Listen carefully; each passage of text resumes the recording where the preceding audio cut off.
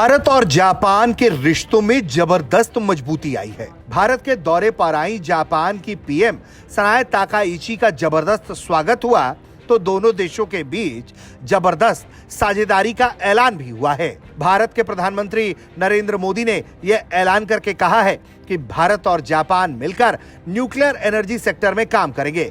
इसके अलावा एनर्जी सुरक्षा के लिए कई अहम मुद्दों पर एक साथ काम किया जाएगा, जिसमें India Japan biogas initiative, organic fertiliser plants, इसके अलावा इकोनॉमिक सिक्योरिटी के लिए एक ज्वाइंट रोड मैप भी तैयार करने की बात की गई है, जिससे सुरक्षित सप्लाई चेन को तैयार किया जा सके। सुनिए भारत के प्रधानमंत्री ने क्या कुछ कहा है।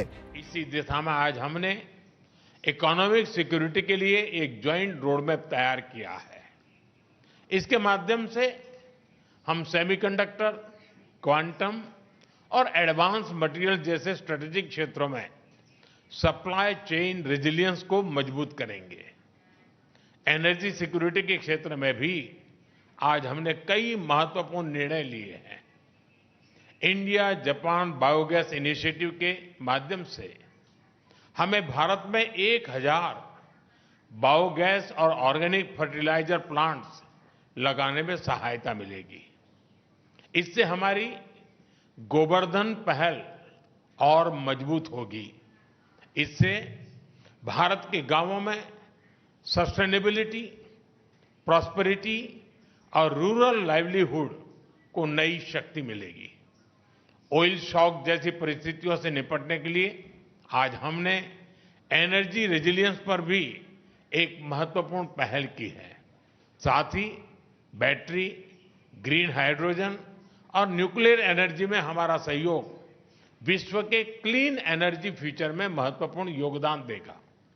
भारत और जापान मिलकर इकोनॉमिक सिक्योरिटी को शेयर्ड सिक्योरिटी और एनर्जी ट्रांजिशन को शेयर्ड अपॉर्चुनिटी के रूप में हम लेते हैं और उसको आगे बढ़ाने की दिशा में हम काम करेंगे और उसको बदलेंगे। फ्रेंड्स, आज हमने Bharat Japan next generation mobility partnership framework भी तैयार किया है। इससे अब हम ऑटोमोटिव सेक्टर में हमारी सक्सेस स्टोरी को शिप बिल्डिंग, एविएशन और लॉजिस्टिक जैसे क्षेत्रों में भी दोहराएंगे। एक तरफ जहां जापान अपना लगातार विस्तार चाहता है, तो वहीं दूसरी तरफ भारत भी लगातार खुद को आगे बढ़ाने की कोशिश में है। ऐसे में भारत और जापान साथ आकर एनर्जी सेक्टर में बहुत कुछ कर सकते हैं और इसी की संभावना देखते हुए भारत जापान मिलकर काम करने को राजी हुए हैं। और सबसे बड़ी बात यह है कि जैसे ही ये दोनों देश मिलकर एक सुरक्षित सप्लाई चेन व्यवस्था खड़ी करेंगे, उससे इन दोनों देशों को चाइना को काउंटर करने में काफी ज्यादा मदद मिलेगी, क्योंकि इस वक्त भारत हो या फिर जापान, दोनों के सामने चुनौती के तौर पर चीन ही खड़ा है। ब्यूरो रिपोर्ट, भारत तक।